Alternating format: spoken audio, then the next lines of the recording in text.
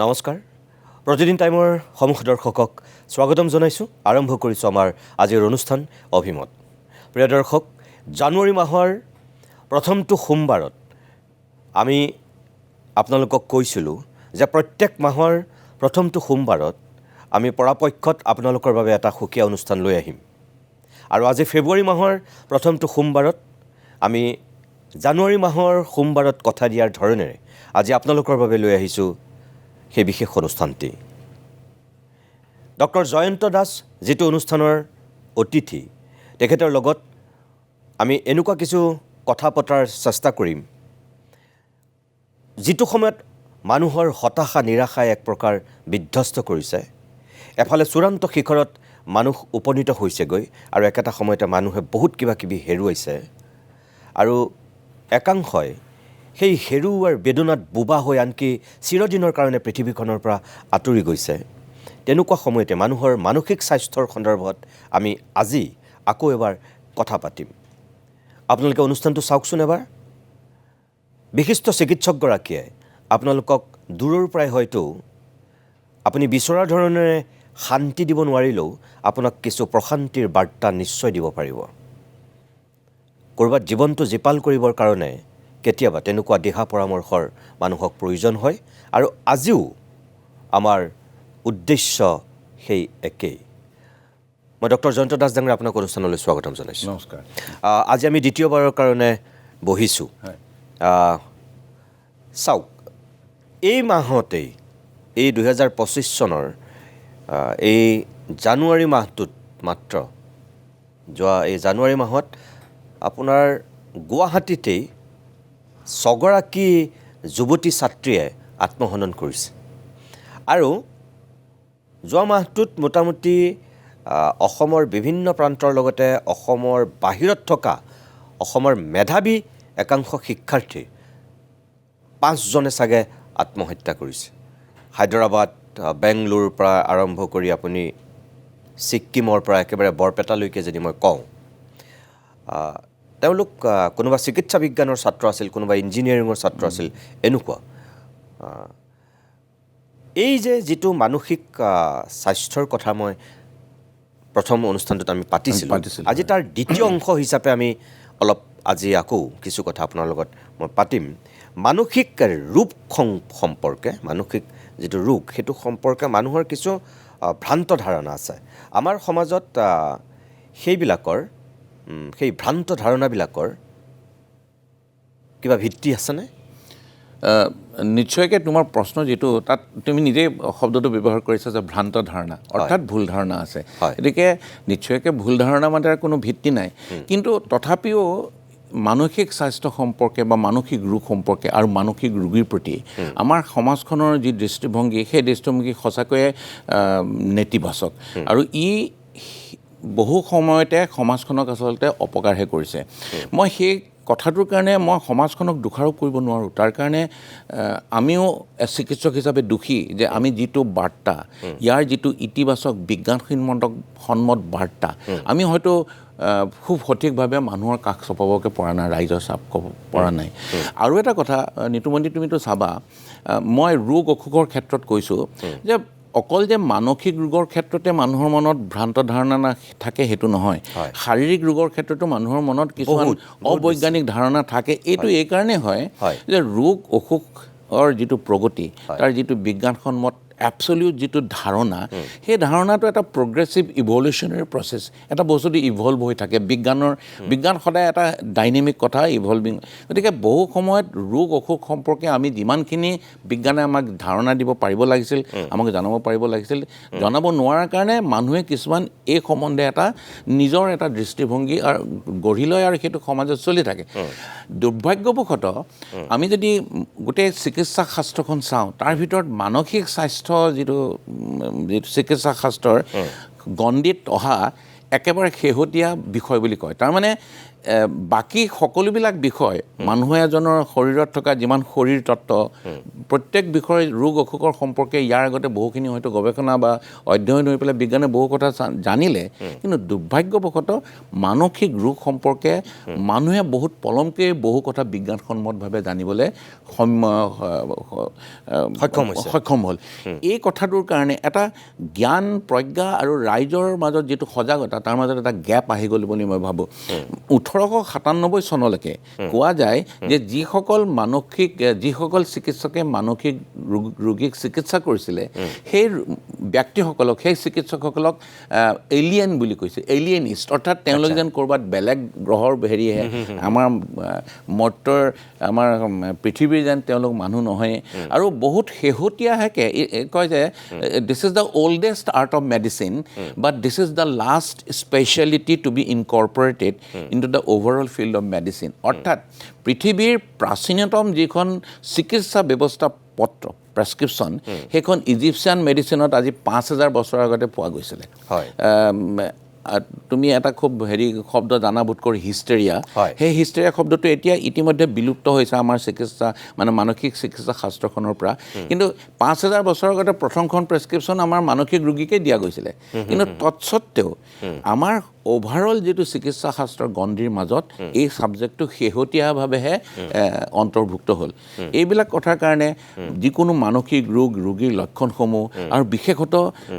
মানসিক ৰোগীৰ কি হয় ব্যৱহাৰ আচৰণৰ বিসংগতি ঘটে তেওঁলোকৰ চিন্তাধাৰা আৱেগ অনুভূতিৰ মাজত বিসংগতি কেৰো নাহে ব্যতিক্ৰম ঘটে অস্বাভাৱিকতা আহে গতিকে এইবিলাক কথাৰ যেতিয়া মানুহে ব্যাখ্যা নাপাইছিলে বিজ্ঞানসন্মত ব্যাখ্যা পোৱা বহুত পলমকৈ পাইছিলে গতিকে মানুহে নানা ধৰণৰ নিজস্বভাৱে কিছুমান কনক্লুশ্যন লৈছিলে গ্ৰহ নক্ষত্ৰৰ প্ৰভাৱ উপৰুৱা ভূত প্ৰেতৰ আত্মাৰ প্ৰভাৱ ইত্যাদি নানা ধৰণৰ অবৈজ্ঞানিক মনোভাৱে এই গোটেই বিষয়টোক আগুৰি ধৰিছিল একদম আপুনি যিটো কথা কৈছে মই আপোনাৰ কথাৰ আঁত ধৰি এটা কথা সোধোঁ যে সেই তেতিয়াই বেলেগ গ্ৰহৰ প্ৰাণী বুলি ভাবিছিল তেতিয়াই 1897 ভুল হোৱা নাই মানে গতিকে তেতিয়াৰ পৰাতো এই 2025 চনলৈ বহুত সময় বাগৰিল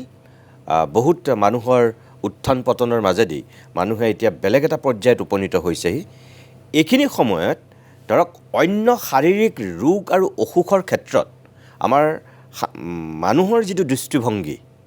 আৰু এই মানসিক ৰোগৰ ক্ষেত্ৰত মানুহৰ যিটো দৃষ্টিভংগী আপুনি নাভাবেনে যে এতিয়াও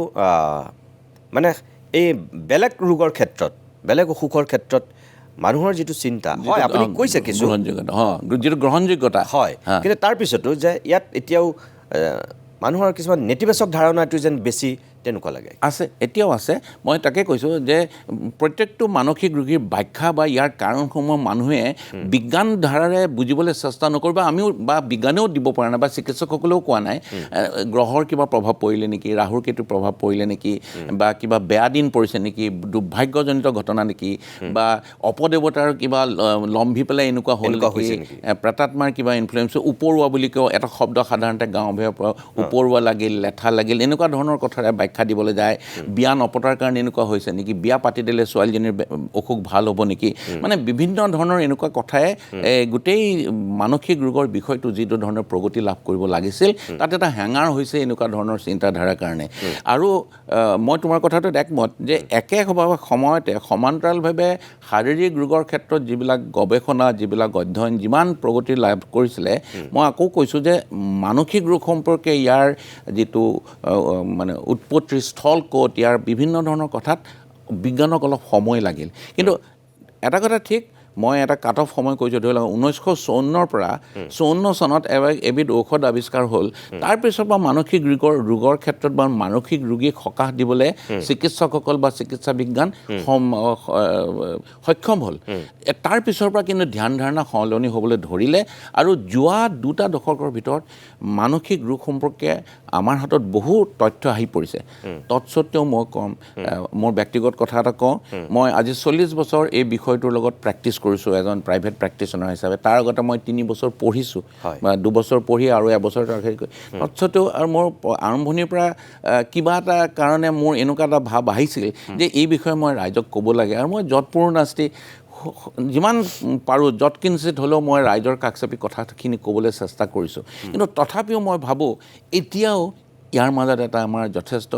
ব্যৱধান আছে, গেপ আছে, আমি মানুহক এতিয়াও আচল ধাৰণাটো দিব পৰা নাই। কিন্তু ক'ভিডৰ পিছত এটা পৰিৱৰ্তন এটা মানুহৰ মাজত আহিছে, ক্ৰমান্বয়ে মানুহে বুজিবলৈ আৰম্ভ কৰিছে যে হয়, যে মানসিক ৰোগো এটা অতি গুৰুত্বপূৰ্ণ বিষয়, মানসিক স্বাস্থ্য সমস্যা এটা গুৰুত্বপূৰ্ণ বিষয়। এই যে আমাৰ মাজত ক'ভিডে এটা মানুহৰ যিটো ব্যৱধান আনি দিলে, আৰু তাৰপিছত যিবিলাক সমস্যা, বিশেষকৈ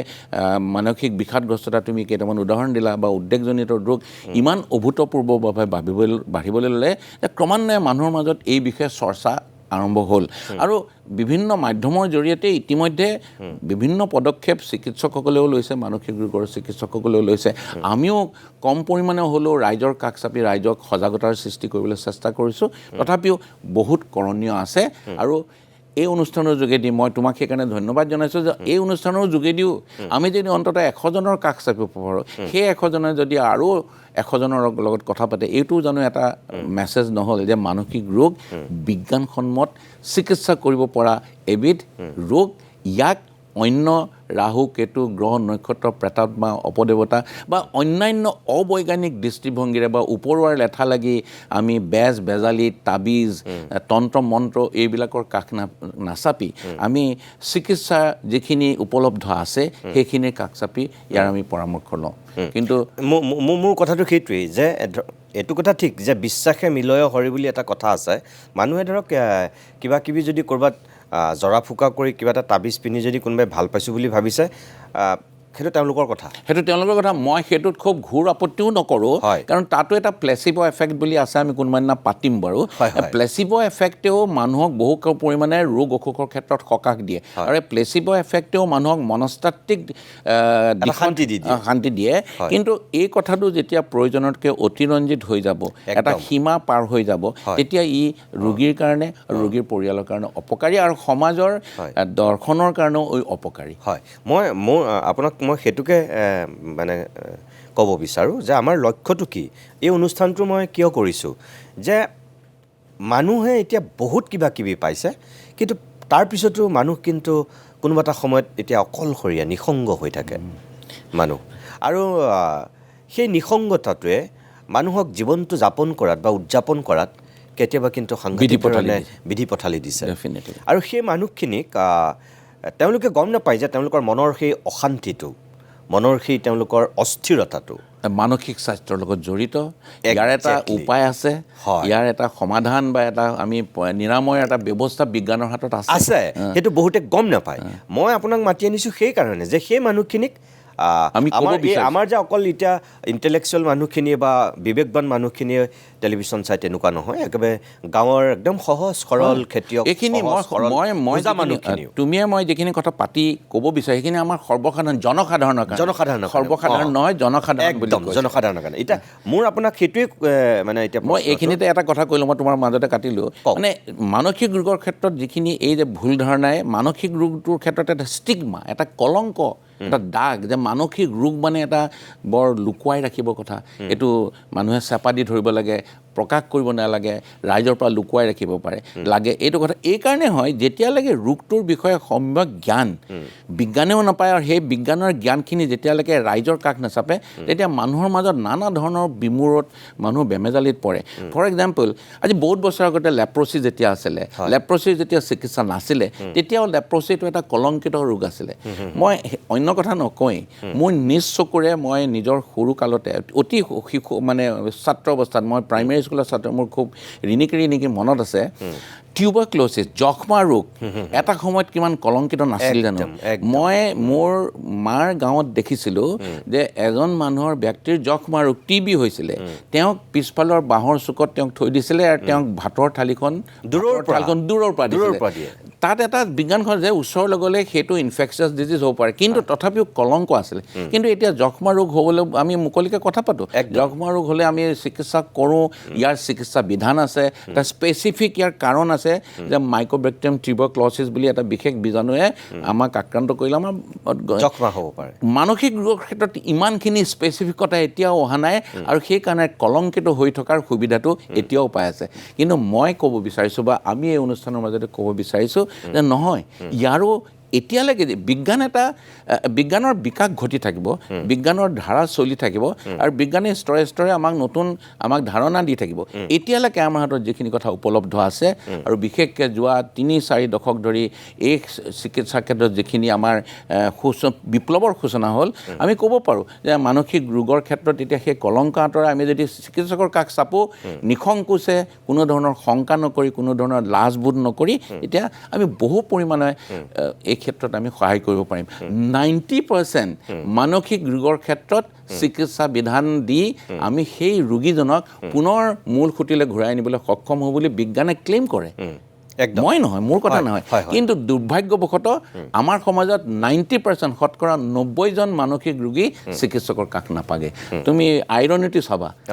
90% শতকৰা 90% মানসিক ৰোগৰ ক্ষেত্ৰত চিকিৎসা বিধান দি আমি মূল খুঁটিলৈ আনিব পাৰোঁ কিন্তু দুৰ্ভাগ্যবশতঃ 90% নাহে চিকিৎসকৰ কাষলৈকে নাহে 10%হে প্ৰকৃত যিখিনি চিকিৎসা সেইখিনি লাভ কৰিবলৈ সুবিধা পায় জয়ন্তদা মোৰ এনেকুৱা লাগে যে এতিয়াও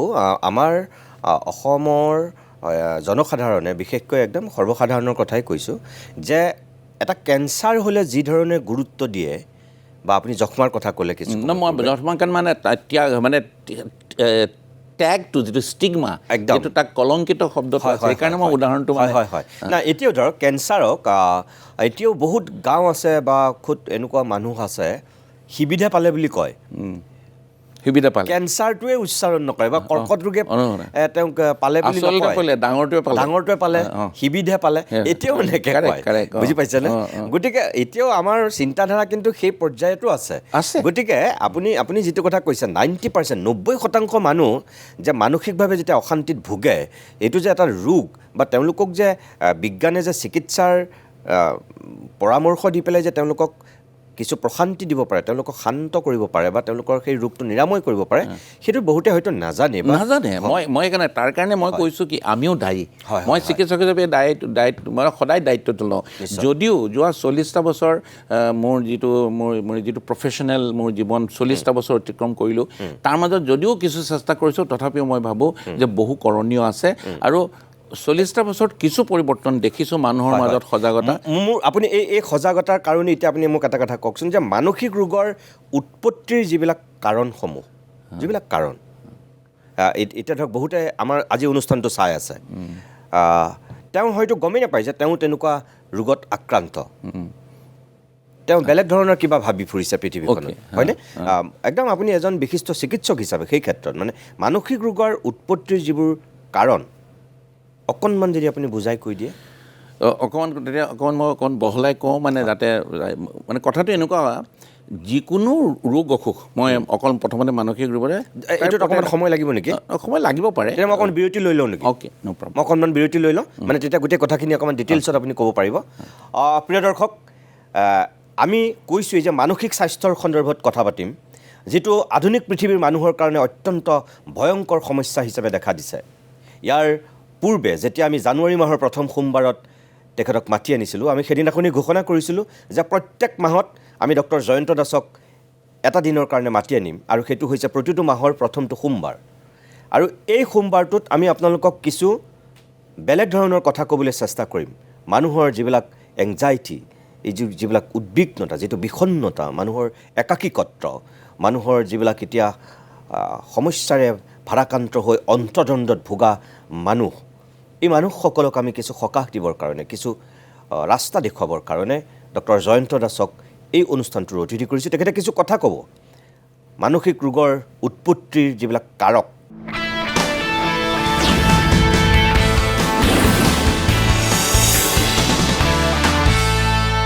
মানসিক ৰোগৰ উৎপত্তিৰ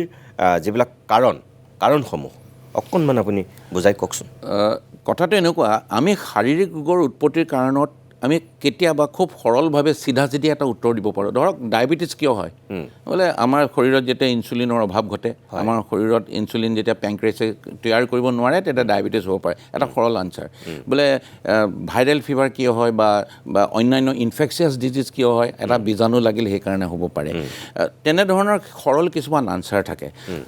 মানসিক ৰোগৰ ক্ষেত্ৰত এটা চিধা চিধা আনচাৰ উত্তৰ এই ক্ষেত্ৰত নাই যে কিয় মানসিক ৰোগ হৈছে মানুহজনৰ। মই তাৰ আগতে এটা কথা, আমাৰ স্বাস্থ্যৰ এটা ডেফিনেশ্যন আছে ৱৰ্ল্ড হেল্থ অৰ্গেনাইজেশ্যনৰ মতে। স্বাস্থ্য কি, এজন মানুহৰ স্বাস্থ্য আমি সুস্বাস্থ্য আছে বুলি কেতিয়া ক'ম যে when total physical, mental and social wellbeing and not merely an absence of a disease. এজন মানুহৰ নিৰোগী দেহেই স্বাস্থ্যৰ প্ৰকৃত মাপকাঠি নহয়। বোলে বেমাৰ নাই সেইকাৰণে মোৰ ভাল স্বাস্থ্য, সেইটো ক'ব নোৱাৰোঁ। এজন ব্যক্তি পূৰ্ণাংগভাৱে শাৰীৰিক, মানসিক আৰু সামাজিক দিশৰ এটা সামগ্ৰিক যি মংগলময়তা বা কুশলতা, সেইটো এজন মানুহৰ স্বাস্থ্য বুজায়। আৰু ইয়াৰ এটা ইম্পৰ্টেণ্ট দিশ হৈছে মানসিক স্বাস্থ্য। এতিয়া আমি মনৰ বা মানসিক স্বাস্থ্যৰ কথা যেতিয়া এজন ব্যক্তিলৈ আহোঁ তেতিয়া দেখা যাব কথাটো এনেকুৱা ধৰণৰ, এজন ব্যক্তি মূলতে এটা জৈৱিক সত্তা আছে। মোৰ এটা জৈৱিক সত্তা আছে। মোৰ মাৰ গৰ্ভত মই অংকুৰিত হ'লোঁ, মোৰ কনচিভ হ'ল মোৰ মা দেউতাৰ বিবাহিত জীৱনৰ মিলনত, আৰু মই মাৰ গৰ্ভত মোৰ বিকাশ ঘটিল। বিকাশ ঘটিল মোৰ শাৰীৰিক যিবিলাক জৈৱিক কথা, যিবিলাক ফিজিঅ'লজিকেল কথা, সেইবিলাক বিকাশ ঘটিল। মই চমু কৰিছোঁ অলপ। তাৰপিছতে মোৰ জন্ম হ'ল। মই এটা পৰিৱেশ পালোঁ। পৰিৱেশ পোৱাৰ লগে লগে মই বিশেষ ধৰণে মই লালিত পালিত হ'লোঁ মা দেউতাৰ তত্বাৱধানত, এটা পৰিৱেশত, চুবুৰীত, মোৰ পৰিয়ালৰ অন্যান্য ব্যক্তিৰ লগত। আৰু মোৰ তাৰ লগে লগে মোৰ মনস্তত্ব, মানসিক মনস্তত্ব গঠন হ'বলৈ আৰম্ভ কৰিলে। মনস্তত্বৰ বিভিন্ন দিশ, বিভিন্ন চাইক'লজিকেল ট্ৰেটছবিলাক। এতিয়া মানে কথা এষাৰ কৈ দিওঁ, পিছত লাগিলে সেইটো পিছত আলোচনা কৰিম। আমি যেনেকৈ আমাৰ শৰীৰ তত্ত্ব, আমি যেনেকৈ লাংছ, হাওঁফাওঁ, হাৰ্ট ইত্যাদিৰ শৰীৰ তত্ত্ব ফিজিঅ'লজিৰে বুজোঁ, আমাৰ মনৰ যিটো মানসিক তত্ত্ব, যিটো মনস্তত্ব, সেইটো হৈছে ইকুইভেলেণ্ট টু ফিজিঅ'লজি। তাৰমানে what is physiology is to medicine, psychology is to psychiatry বা মানসিক আমাৰ সেই ক্ষেত্ৰত। এতিয়া সেইটো হৈছে মোৰ দ্বিতীয় সত্তা, সেইটো মনস্তাত্ত্বিক সত্তা, এজ এ চাইক'লজিকেল এণ্টিটি। মই জৈৱিক সত্তা, মনস্তাত্ত্বিক সত্তা। যেতিয়া জৈৱিক সত্তাত যেতিয়া গঠন হ'ল, মোৰ তাত গোটেইখিনি মোৰ আনুপাংশিক যিবিলাক বৈশিষ্ট্য মই মা দেউতাৰ পৰা গ্ৰহণ কৰিলোঁ, মোলৈ সেইখিনি ট্ৰান্সফাৰ হ'ল। মই সেইখিনি লৈ ডাঙৰ দীঘল হ'লোঁ, জন্ম হ'ল, আৰু মই এটা বিশেষ পৰিৱেশত ডাঙৰ দীঘল হ'বলৈ ধৰিলোঁ। আৰু সমান্তৰালভাৱে মোৰ মনস্তত্বও গঠন হৈ গৈ থাকিল। আৰু লগে লগে এই সমস্ত যিবিলাক কাৰক মোৰ ওপৰত প্ৰভাৱ পৰিল, কেনেধৰণৰ ডাঙৰ দীঘল হ'লোঁ আৰু কেনেকুৱা পৰিৱেশত ডাঙৰ দীঘল হ'লোঁ, কি মোৰ জীৱনৰ অভিজ্ঞতা হ'ল, নেতিবাচক নে ইতিবাচক অভিজ্ঞতা, ট্ৰমেটিক অভিজ্ঞতা হ'ল নেকি, মানসিকভাৱে আঘাত পোৱাকৈ অভিজ্ঞতা হ'ল নেকি, নে এটা খুব স্বাস্থ্যকৰ ভাল অভিজ্ঞতাৰে গৈ থাকিলোঁ মই, এই গোটেইখিনিয়ে মোৰ মনস্তত্ব গঠনত সহায় কৰিব আৰু মোৰ ব্যক্তিত্ব গঠনত, পাৰ্চনেলিটি গঠনটোত সহায় কৰিব। আৰু এই গোটেইখিনিৰ ওপৰত প্ৰভাৱ কি পৰি আছে প্ৰতিনিয়ত। জন্মৰ আগৰ কথা আৰু বহুত বহলাই ক'ব পাৰি, জন্মৰ আগতেও এইটো কথা প্ৰভাৱ পৰে। আনকি মাকৰ গৰ্ভলৈ অহাৰ আগতেও মোৰ মা দেউতাৰ সেই সময়ত জীৱন চক্ৰ কেনেকুৱা আছিল, তেওঁলোকৰ জীৱনৰ স্থিতি কেনেকুৱা আছিল, মা দেউতাৰ মানসিক স্থিতি কেনেকুৱা আছিল, তেওঁলোকৰ মাজত এটি সন্তানৰ বাসনা কেনেকুৱা আছিল, এই গোটেইবিলাক কথাই নিৰ্ভৰ কৰে। গতিকে এই যে তিনিটা সত্তা, জৈৱিক, বায়'লজিকেল, মনস্তাত্ত্বিক, চাইক'লজিকেল, আৰু ছ'চিয়েল, সামাজিক মানে গোটেইখিনি কথা, আৰ্থ সামাজিক স্থিতি, মোৰ পঢ়া শুনা, শিক্ষা, সেই সময়ত মোৰ সমাজখনত থকা যিবিলাক মূল্যবোধৰ পৰিৱৰ্তন ঘটিছে, অৰ্থনৈতিক কথা, এই গোটেইবিলাক কাৰকে মোৰ ওপৰত প্ৰভাৱ পেলাই গৈ থাকিব। কিন্তু গতিকে কোৱা যায় মানসিক স্বাস্থ্য it is a complex interactions of 3 sets of forces। তিনিটা বিশেষ জটিল কথাৰ আন্তঃক্ৰিয়া আৰু সংমিশ্ৰণৰ ফলতেই এজন মানুহৰ মানসিক স্বাস্থ্য বা মানসিক যিটো আমি আজি কথা পাতিছোঁ গঠন হয়। আৰু সেইকেইটা হৈছে কি, বায়'লজিকেল, চাইক'লজিকেল এণ্ড ছ'চিয়েল।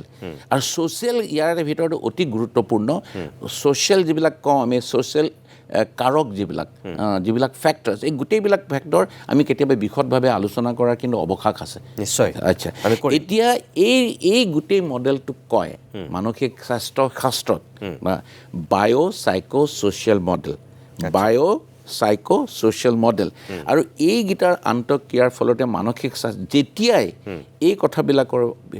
মাজত কিবা এটা কেৰুণ ঘটে, যিকোনো ক্ষেত্ৰত কেৰুণ ঘটিব পাৰে, মোৰ জৈৱিক সত্তাত কেৰুণ ঘটিব পাৰে, মোৰ মনস্তত্ব গঠনৰ ক্ষেত্ৰত বিভিন্ন প্ৰক্ৰিয়াৰ আঁসোৱাহৰ কাৰণে মোৰ মনস্তত্ব গঠনৰ বা মোৰ পাৰ্চনেলিটি, মোৰ ব্যক্তিত্ব গঠনত আঁসোৱাহ ঘটিব পাৰে, আৰু লগতে বিভিন্ন ছ'চিয়েল কাৰকবিলাক যিহেতু ব্যক্তি বিশেষে বেলেগ বেলেগ, তাৰোপৰি মোৰ আনুবংশিক যিবিলাক জেনেটিকেল এক্সপ্ৰেশ্যন আছে সেইবিলাক কথাটো আছে। এই গোটেইবিলাক কথাৰ কাৰণেই মানসিক স্বাস্থ্যৰ বা মানসিক ৰোগৰ উৎপত্তিৰ যিটো পেথলজি সেইটো হ'ব পাৰে। আপুনি এই কথাকেইটা কৈ থাকোঁতে মোৰ এটা মানে ঘটনালৈ মোৰ মনত পৰিছে, মই নাজানো খাপ খায় নে নাখায়। আপুনি যে কৈছে যে জন্মৰ পৃথিৱীলৈ অহাৰ আগতেও ইয়াৰ এটা মানে প্ৰভাৱ থাকিব পাৰে। এতিয়া ধৰক অভিমন্যু চক্ৰবেহুত যেতিয়া সোমাল, হয়নে? আমিতো শুনো যে তেওঁ গৰ্ভত থাকোঁতে যিখিনিলৈকে তেওঁ সাৰে আছিলে সেইখিনিলৈকে তেওঁ শুনিলে, তাৰপিছত যিখিনিত তেওঁ টোপনি গ'ল, মাক যেতিয়া সেইখিনি নুশুনিলে, নহয়, গতিকে ওলাই অহাৰ তেওঁ পথটো গম নাপালে বুলি কয়। গতিকে আপোনাৰ কথাখিনি তোমাৰ হেৰি ধাৰণাটো খুবেই ভাল, মানে তোমাৰ বস্তুটো একজেক্টলি যোগসূত্ৰ এটা নোহোৱা হয়। আৰু আচলতে গীতাৰ কিছুমান কথাৰ লগত মানসিক স্বাস্থ্যৰ বহু কথা আমি কেতিয়াবা তাৰ হেৰি বিচাৰি পাওঁ, সাদৃশ্য বিচাৰি পাওঁ, আৰু কেতিয়াবা এই বিষয়েও বহুত, মই আকৌ কৈছোঁ, মানে প্ৰতিটো কথা আলোচনা কৰা বহুত অৱকাশ আছে। গীতাৰ গোটেই কথাখিনিতো মানুহক আচলতে আমিতো কওঁ এটা গীতা এখন খুব ভাল কাউন্সিলিং বা চাইক'থেৰাপিৰ এটা খুব ভাল উৎস বুলি কওঁ। হয়, এতিয়া মোক আপুনি এইটো কথা কওক যে কোনবিলাক ৰোগ আৰু অসুখক আমি মানে মানসিক ৰোগৰ তালিকাত অন্তৰ্ভুক্ত কৰিব পাৰোঁ? তেনেহ'লে মই তাৰ লগত সমন্বয় ৰাখি এটা কথা কৈলোঁ। এই যে মই গোটেই বায়'চাইক'ছ'চিয়েল কমপ্লেক্স ইণ্টাৰেকশ্যনৰ এটা কথা ক'লোঁ, ইয়াৰে ভিতৰত কিন্তু মানুহৰ মস্তিষ্কৰ কথাটো অতি গুৰুত্বপূৰ্ণ। হয়, কাৰণ ফাইনেলি মানসিক ৰোগ ইজ এ ব্ৰেইন ডিজিজ। সেইটো কথা আমি স্বীকাৰ কৰিব লাগিব এতিয়া যিখিনি আমাৰ বিজ্ঞানসন্মতা আমাৰ হাতত যিখিনি তথ্য আহি পৰিছে। আৰু ব্ৰেইনটো, মস্তিষ্কটো কি? মস্তিষ্কটো জন্মগতভাৱে এটি শিশুৱে গ্ৰহণ কৰি আহে, আৰু আহে, কিন্তু মস্তিষ্কটোৱে ইণ্টাৰেক্ট কাৰ লগত কৰে? পৰিৱেশৰ লগত। আৰু মস্তিষ্ক ইজ ভেৰি ৰেছপনচিভ, মানে মস্তিষ্কই পৰিৱেশৰ প্ৰতিটো কথাৰ প্ৰতি ৰেছপনচিভ। এতিয়া সেই পৰিৱেশৰ কথাবিলাক ইতিবাচক, ধনাত্মক নে ঋণাত্মক, এইটো কথাৰ ওপৰত কিন্তু মগজুৰ গোটেই ষ্ট্ৰাকচাৰেল চেঞ্জো হ'ব পাৰে। এক মিনিট কথা এটা সুধিছোঁ আপোনাক, আপুনি মগজুৰ কথা কৈছে যিহেতু, আমাৰ ধৰক কিডনীটো ক'ত আছে আমি গম পাওঁ ন? আমাৰ ধৰক এতিয়া হাওঁফাওঁ আমি গম পাওঁ, আমি খাদ্যনলীত কাৰোবাৰ কেঞ্চাৰ হৈছে আমি গম পাওঁ, আমি হাৰ্টৰ বিষয়ে গম পাওঁ, সকলোবিলাক গম পাওঁ, আমাৰ প্ৰত্যেকটো অংগ প্ৰত্যংগ চব গম পাওঁ। আমি এতিয়া কথা পাতি আছোঁ মানুহৰ মানসিক স্থিতিটোক লৈতো, মনৰ বেমাৰক লৈ ন? মানুহৰ মনটো ক'ত থাকে? বৰ এটা ডাঙৰ প্ৰশ্ন। মগজুত নে হৃদয়ত? মানুহৰ এই মনটো, এতিয়া ধৰক আটাইতকৈ বেগী বস্তু কি? মন। এইটো যুধিষ্ঠিৰে কৈছিলে, তেতিয়াই কৈ থৈ গৈছে, হয়নে নহয়? যে মনৰ সমান বেগী বস্তু একো নাই, পোহৰতকৈও মানে বেগী। তুমি এই প্ৰশ্নটো কৰাৰ কাৰণে খুবেই ভাল পাইছোঁ, আৰু মই এইখিনি কথা কৈ ভালো পাওঁ। আৰু মই কাৰণ আপুনি মস্তিষ্কৰ কথা কৈছে, সেইকাৰণে মই আপোনাক সুধিছোঁ আমাৰ মনটো থাকে ক'ত? এই বেগী মনটো বা এই অশান্ত মনটো আমাৰ ক'ত বাহ লৈ থাকে? যে হৃদয়ত? কাৰণ এতিয়া আৱেগৰ কথা আপুনি কৈছিলে, আৱেগিকভাৱে মানুহ বিধ্বস্ত হ'লে মানুহৰ মন বেয়া হৈ যায় বুলি কৈছে। এতিয়া যদি সেইফালৰ পৰা হৃদয়খন, মই তেনেহ'লে মই কৈ গৈ থাকিম, মোৰ যদি দীঘলীয়া হয় তুমি মোক ৰখাই দিবা, মই অলপ ঠিক আছে। আৰু প্ৰথমতে তোমাৰ এইটো কথা অলপ মই ধেমেলীয়া সুৰত এটা উত্তৰ দিব বিচাৰিছোঁ যে মানুহৰ মনটো হৃদয়ত নে মগজুত? আমি যেতিয়া আগতে প্ৰেমৰ কথা প্ৰকাশ কৰিছিলোঁ, যে প্ৰেমৰ চিম্বল কি আছিলে, আমাৰ স্কুলীয়া দিনত, আনকি কলেজৰ দিনত আমি এটা হাৰ্টৰ নিচিনা এটা ছবি আঁকো আৰু এডাল তাৰ মাজেদি এৰো দি দিওঁ, নহয় জানো? তাৰমানে আমি বুজাওঁ যে আমাৰ প্ৰেম হৃদয়ত আছে, আমাৰ ভালপোৱা আৱেগ গোটেই হৃদয়ত আছে। এতিয়া এই কথাটো মই সলনি কৰিব খুজিছোঁ, মই ক'ৰবাত কওঁ, এইটো ধেমালিকেও কওঁ, কিন্তু ইয়াত এটা বস্তুগত ইয়াৰ এটা বাস্তৱতা আছে। দুভাগ যুৱকৰ মাজত এটা ষ্টাডি কৰা গৈছিলে। আজিকালি ব্ৰেইনৰ এই ষ্টাডিবিলাক কৰিব পৰা যায়, মানে ফাংচনেল MRI বুলি কয়, তাৰ যোগেদি কোনখিনিত মানুহৰ চিন্তাবিলাক কোনফালে গতি কৰিছে সেইবিলাক আজিকালি ৰেকৰ্ডেড কৰিব পাৰি ধুনীয়াকৈ। এটা দুটা গ্ৰুপ অফ যুৱক আছিলে, এভাগ যুৱক যুৱতীয়ে যেতিয়া ভাল পাওঁ বুলি কাৰোবাক কৈছে যে তেওঁৰ প্ৰেমিকাক ভাল পাওঁ বুলি কৈছে তেওঁৰ সেই ক্ষেত্ৰত তেওঁৰ হেৰিটো সত্যতা এটা নাছিলে তেওঁ উপৰুৱাকৈ কৈছিলে তেওঁ তাত এটা কৃত্ৰিমতা আছিলে যে মিথ্যাচাৰৰ আশ্ৰয় লয় মই তোমাক ভাল পাওঁ এনেই কওঁ তাত এটা ফেক এটা হেৰি আছিলে আন এটা গ্ৰুপ আছিলে য'ত সঁচাকৈয়ে তেওঁলোকে নিজৰ প্ৰেমিকাৰ মাজত সঁচা অৰ্থত ভাল পোৱাটো আছিলে এতিয়া ষ্টাডিত দেখা গ'ল যে যিসকলে এটা ফেক ভাৱে কয় যে মই তোমাক ভাল পাওঁ আচলতে মগজুত সেই গোটেই তেওঁলোকৰ মাজত মগজুৰ যিখিনি ক্ৰিয়া প্ৰক্ৰিয়া হৈছে সেইটো ৰেকৰ্ডত কৰি দেখা গৈছে যে যিখিনিয়ে সত্যতে সঁচাকৈ কৈছে যে মই তোমাক ভাল পাওঁ আৰু তেওঁলোকৰ মাজত কোনো কৃত্ৰিমতা বা মিথ্যাচাৰৰ কোনো আশ্ৰয় নাই তেওঁলোকৰ মগজুৰ মাজত হোৱা কেমিকেল যিবিলাক ৰিয়েকশ্যন বেলেগ অৰ্থাৎ এতিয়া মই তোমাক ভাল পাওঁ বুলি কয় মিছাকৈ কয় আমি পলাব নোৱাৰোঁ বা প্ৰমাণ দিব নোৱাৰোঁ মই সেইকাৰণেও কৈছোঁ ভাল পোৱা আৱেগ প্ৰেম সকলো কথাতে অন্তৰত নহয় মস্তিষ্কত এতিয়া তোমাৰ প্ৰশ্নটো গতিকে মই সেইকাৰণে ধেমালিকৈ কওঁ আজিকালি নতুন ডেকা ডেকিক যে এতিয়া প্ৰেমৰ চিম্বলটো সেই এৰো আৰু হাৰ্ট নহয় এতিয়া প্ৰেমৰ চিম্বলটো সেই মগজুৰ চিম্বল আৰু তাত এটা ব্ৰেইন এতিয়া মনটো বুলিছিলে আচলতে আগতে যিটো আছিলে যে মনটো এটা কল্পনাৰ বস্তু এটা সময়ত আছিলে তোমাৰ দাৰ্শনিক ধৰণে এইটো চিন্তা কৰা গৈছিলে এটা সময়ত আছিলে এইটো স্পিৰিচুৱেলি ৰিলিজিয়াছলি চিন্তা কৰা গৈছিলে আৰু মনটো আছিলে এটা ছাবজেক্টিভ এটা কল্পনাৰ এটা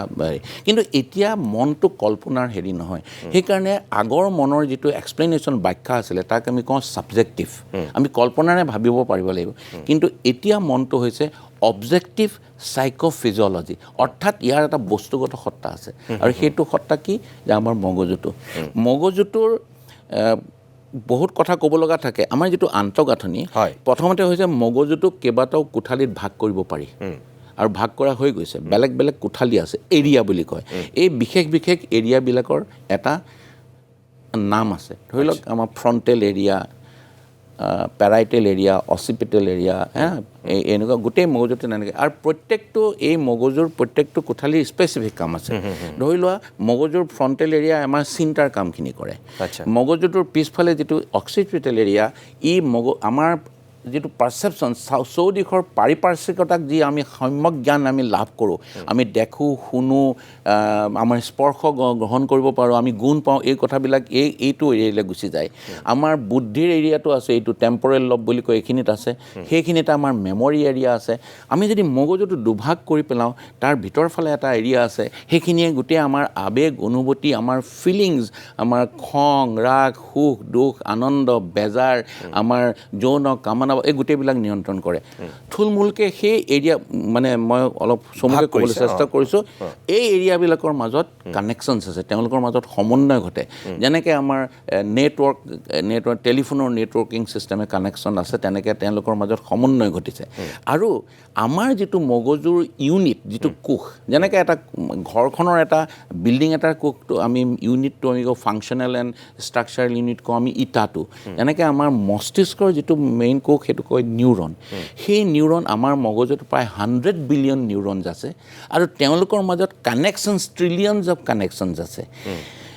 ঠিক মানে এটা তৰাৰ নিচিনা কোষটো এডাল নেগুৰ আছে নেগুৰডাল ভাগ হৈ গৈছে ভাগ হৈ পেলাই সেই নেগুৰডালৰ কাষত বহুত ধৰণৰ ৰাসায়নিক পদাৰ্থ চিক্ৰেট এই ৰাসায়নিক পদাৰ্থবিলাকক কয় নিউৰ' ট্ৰান্সমিটাৰ্ছ আৰু ইটোৰ কোষৰ পৰা সিটো কোষলৈ মেছেজবিলাক যায় নিউৰ' মেছেঞ্জাৰ বা নিউৰ' ট্ৰান্সমিটাৰ গতিকে মন বুলিলে আমি যিটো কথা বুজি পাওঁ এই গোটেই আন্তঃগাঁথনিটিয়ে আমাৰ মনৰ সমস্ত কাৰ্যকলাপ ইহঁতি নিয়ন্ত্ৰণ কৰে মগজুৰ দ্বাৰা আৰু তুমি যিমান আমি মগজু বা মস্তিষ্কৰ বা মনেৰে আমি চিন্তা কৰোঁ মনেৰে আমি বিচাৰ বিবেচনা কৰিব পাৰোঁ মনৰ দ্বাৰা আমি জাজমেণ্ট কৰিব পাৰোঁ আমাৰ মেমৰি স্মৃতি শক্তি আছে ভাল লগা আৱেগ অনুভূতি এই গোটেইবিলাক আৰু মগজুৰ মালিকৰ মাজত ইটোৰ লগত সিটো চাৰ্কুইট আছে আৰু এটা কথা আছে যে আমি কওঁ নিউৰ'প্লাষ্টিচিটি এতিয়া মগজুটো আগৰ দৰে এটা ষ্টেটিক অৰ্গেন নহয় মগজুটোক যদি আমি এনেকুৱা এটা পৰিৱেশ আৰু এনভাইৰনমেণ্ট দিওঁ সেই ভাল পৰিৱেশ ভাল অভিজ্ঞতাই শিশুকালৰ পৰাই আনকি বৃদ্ধকাললৈকে সেই অভিজ্ঞতাবিলাকে মগজুৰ আন্তঃগাঁথনিক সালসলনি ঘটাব পাৰে ভালভাৱে অথবা বেয়াভাৱে গতিকে সামগ্ৰিকভাৱে মনটো হৈছে আমাৰ মস্তিষ্ক গতিকে মস্তিষ্কটো অতি গুৰুত্বপূৰ্ণ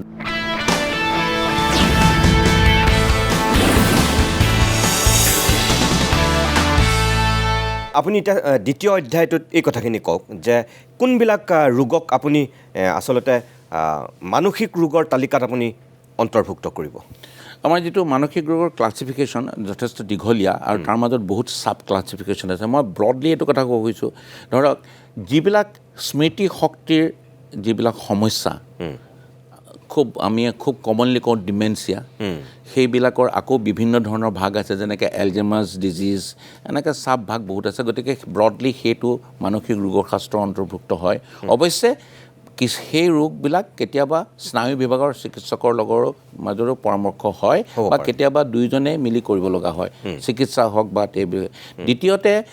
নিচাযুক্ত দ্ৰব্যৰ ব্যৱহাৰৰ কাৰণে হোৱা বিভিন্ন ধৰণৰ মানসিক স্বাস্থ্যজনিত সমস্যা আকৌ সেই নিচাযুক্ত দ্ৰব্যৰ আকৌ ক্লাছিফিকেশ্যন আছে যেনে এলকহল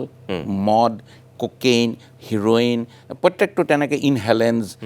টবেকো গোটেইবিলাকৰ ভাগ আছে আৰু ভাগ অনুযায়ী ডিগ্ৰী অনুযায়ী ক্লাছিফিকেশ্যন আছে তৃতীয়তে কিছুমান বিশেষ ঔষধ আৰু কিছুমান ৰোগৰ কাৰণেও শাৰীৰিক ৰোগৰ কাৰণে যেতিয়া শাৰীৰিক ৰোগে যেতিয়া গৈ আমাৰ মগজুত গৈ আঘাতপ্ৰাপ্ত হয় যিহেতু আল্টিমেটলি মানুহৰ বিহেভিয়াৰ চিন্তাধাৰা আচৰণ মগজুৰ দ্বাৰা নিয়ন্ত্ৰিত হয় আৰু আমাৰ শৰীৰৰ বিভিন্ন অংগ প্ৰত্যংগত বহিঃপ্ৰকাশ হয় গতিকে সেইবিলাক মানসিক স্বাস্থ্য সমস্যাও আমি হেণ্ডেল কৰিব লগা হয় ফৰ এক্সাম্পল মই এটা সৰু উদাহৰণ দিওঁ আজিকালি খুব কমনলি পাওঁ কাৰণে মনলৈ আহিছে যে আমাৰ বডিত যেতিয়া ছ'ডিয়াম কমি যায় নে হাইপ'নেট্ৰিমিয়া বুলি কওঁ তেতিয়াও প্ৰাথমিক অৱস্থাত যিখিনি কেতিয়াবা ব্যৱহাৰ হয় মানে আচৰণ এজন ব্যক্তিয়ে প্ৰকাশ কৰে কনফিউজন হয় কথাবিলাক ভুল হয় স্মৃতিশক্তি গণ্ডগোল হয় সেইবিলাকো কেতিয়াবা আমাৰ স্বাস্থ্য সমস্যালৈ আহে কিন্তু তাৰ পিছৰ যিখিনি কথা আহি পৰিছে সেইখিনি এটা চাইল্ডহুড শিশু অৱস্থাত থকা তেওঁৰ মনস্তত্বৰ বিকাশ কেনেকৈ ঘটিল তেওঁ বৌদ্ধিক দিশবিলাক ভালকৈ বিকাশ হ'ল নে নাই ইণ্টেলেকচুৱেল যিবিলাক ডিজেবিলিটি সেইবিলাক মানসিক স্বাস্থ্য শাস্ত্ৰত গণ্ডিত আহি পৰে তাৰোপৰি শিশুকালৰ কিছুমান বিশেষ সমস্যা যে শিশুটো যদি খুব বেছি চঞ্চল তেওঁ যদি এটেনশ্যন দিব পৰা নাই যেনেকৈ কয় hyper active disorder ADHD attention deficit hyper active disorder autism খুব কমন শব্দটো শুনি যাওঁ autism spectrum disorder learning disorder তাৰপিছত আৰু কিছুমান বিশেষ আচৰণ আৰু ব্যৱহাৰৰ সমস্যা আমি সেইবিলাক আমাৰ মানসিক স্বাস্থ্যৰ লক্ষণ আহে এতিয়া দুটা শব্দ আছে মানসিক স্বাস্থ্য চাইক'চিছ আৰু নিউৰ'চিছ আচ্ছা যিবিলাক মানসিক ৰোগৰ বহিঃপ্ৰকাশ বা উপস্থাপনত ব্যক্তিজনে নিজৰ বাস্তৱৰ লগত তেওঁ সংস্পৰ্শ ৰাখিব নোৱাৰা হয় বাস্তৱ বিবৰ্জিত যেতিয়া তেওঁ ব্যৱহাৰ কৰে আৰু তেওঁৰ যেতিয়া কথাবিলাকত অপ্ৰাসংগিক হয় তেওঁৰ কিছুমান অস্বাভাৱিক ধৰণৰ অভিজ্ঞতা হয় যেনে মই কথা কৈছোঁ তুমি শুনিছা কিন্তু আমাৰ ইয়াত কোনেও কথা কোৱা নাই এই ষ্টুডিঅ' ৰুমত তথাপিও মই তোমাক ক'ব পাৰোঁ মই শুনি আছোঁ নহয় মোক অমুকমে এইটো কথা কৈছোঁ অডিটৰী হেলুচিনেশ্যন একদম মই একো ইয়াত দেখিবলগীয়া বস্তু কাৰণে মই কিন্তু কৈছোঁ সেয়া তাতে এজনী ছোৱালীয়ে নাচি আছে গতিকে এইবিলাক মানে চাইক'চিছৰ লক্ষণ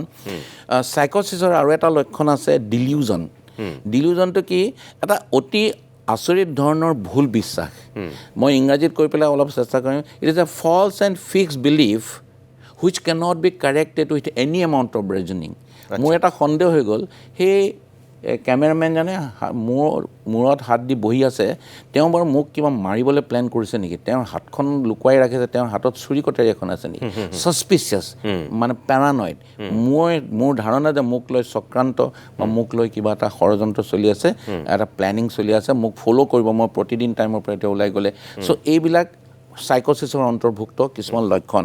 আৰু এটা খুব কমন মই দৰ্শকৰ বুজিবৰ কাৰণে ক'ব খুজিছোঁ আৰু এটা খুব কমন কিন্তু ভুল বুজাবুজিৰ সৃষ্টি কৰা যে স্পাউজে মানে হাজবেণ্ডে স্বামীয়ে নিজৰ পত্নীক বিশ্বাস নকৰা আৰু পত্নীয়ে স্বামীক বিশ্বাস নকৰা ডিলিউজন অফ ইনফিডেলিটি যে মোৰ পত্নী অন্য কাৰোবাৰ লগত তেওঁ চৰিত্ৰ হনন হৈছে বা পত্নীয়ে তেনেকৈ স্বামীকে বহু ক্ষেত্ৰত আজিকালিৰ আমাৰ যিখন জগত সেই জগতত হয়তো কিছু কিছু ক্ষেত্ৰত এইটো সত্যতা আছে কিন্তু এইটো বহু ক্ষেত্ৰতে আমি পাওঁ আমাৰ ক্লিনিকছত যে এনেকুৱা ভুল বুজাবুজিৰ সৃষ্টি কৰে যে য'ত আচলতে বাস্তৱিক সত্যতা নাই তাৰ গতিকে এই যিবিলাক চাইক'চিছ তাৰ ভিতৰত একিউট ষ্টেজৰ চাইক'চিছ আৰু এটা মেজৰ ডিজিজ হৈছে স্কিজ'ফ্ৰেনিয়া স্কিজ'ফ্ৰেনিয়া ৰোগটোৰ বিষয়ে আমি কেতিয়াবা বহলভাৱে আলোচনা কৰাটো উচিত বুলি মই ভাবোঁ আৰু আমাৰ জনসাধাৰণে আৰু দৰ্শকে এই বিষয়ে জনায় গতিকে আৰু নিউৰ'চিছ যিটো তাৰ কণ্ডিশ্যনৰ ভিতৰত যেনেকৈ আমাৰ এনজাইটি ডিজৰ্ডাৰ পৰে আমি যিটো উদ্বেগজনিত ৰোগ অবচেছিভ কম্পালচিভ ডিজৰ্ডাৰ কৰে আমাৰ ছাত্ৰসকলে বহু ভোগে বাৰে বাৰে একেটা কথা মনৰ ভিতৰলৈ আহি থাকে তেওঁ জানে যে এইবিলাক আনৱান্টেড থটছ বাৰে বাৰে একেটা কাম হাতখন ধুয়ে আছে বাৰে বাৰে একেটা কাম হাতখন চাফা নাই হোৱা বুলি ভাবে বাৰে বাৰে ৰাস্তা দি গ'লেই ভাবে মোৰ গাটো লেতেৰা হ'ল খুব কমন প্ৰব্লেম এইবিলাক এই এনজাইটি ডিজৰ্ডাৰ পেনিক ডিজৰ্ডাৰ আজিকালি খুব কমন অলপতে পেনিক হৈ পেলাই বুকুখন ধপধপাই অলপ পিছতে মই মৃত্যু ঘটিব মোৰ হাৰ্ট এটেক হয় মই পৰি যাম এনেকুৱা পেনিক ডিজৰ্ডাৰ আছে গতিকে আৰু ষ্ট্ৰেছ ৰিলেটেড ডিজৰ্ডাৰ এই সমস্যাবিলাক আছে আছে এডজাষ্টমেণ্ট ডিজৰ্ডাৰ আছে মেৰাইটেল ডিছহাৰমনি আছে ইটছ এখন বহল এখন পথাৰ বুজিছোঁ হয় মই আকৌ আহিম আপোনাৰ কাষলৈ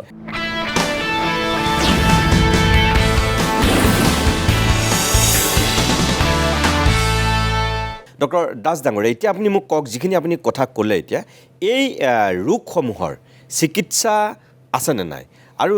যদি সেইবিলাকৰ সঁচাকৈ আপোনালোকে চিকিৎসা কৰে পদ্ধতিটোৰ কথা অকণমান ক'ব নেকি এতিয়া ধৰক আপুনি ডিমেনচিয়াৰ কথা ক'লে